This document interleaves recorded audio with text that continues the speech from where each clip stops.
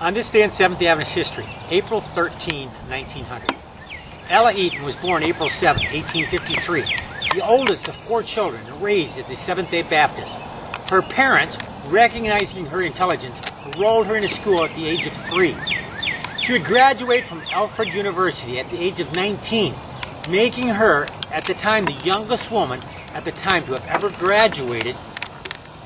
After teaching school for several years, she accompanied her sister Jenny on a trip to visit an aunt in Battle Creek, Michigan. A typhoid epidemic was raging in the region at that time, and Jenny caught the disease. Because there were not enough nurses to care for all the typhoid victims, Ella Eaton nursed her sister.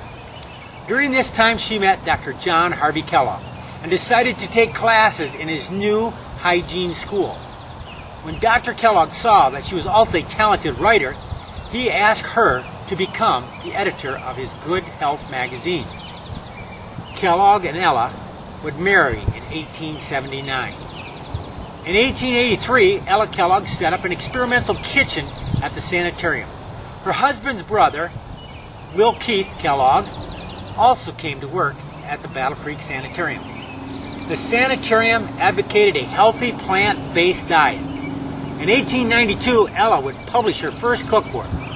It was called Science in the Kitchen, a scientific treatise on food substances and their dietetic properties, together with practical explanation of the principles of healthful cooking, and a large number of original, palatable, and wholesome recipes.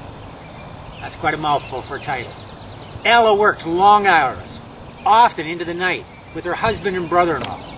In 1894, they came up with a method of rolling out mashed wheat, cooking it, and then flaking the dough.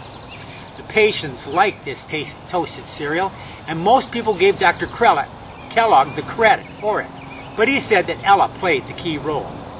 The Kellogg brothers and Ella continued working on new recipes, and they found a way to make the first flaked corn cereal in 1898. The next year, W.K. Kellogg became general manager of the Sanitos Nut Food Company, which marketed cereal products to former Battle Creek Sanitarium patients. On this day, April 13, 1900, the Sanitos Nut Food Company would have a $12,000 fire at their plant.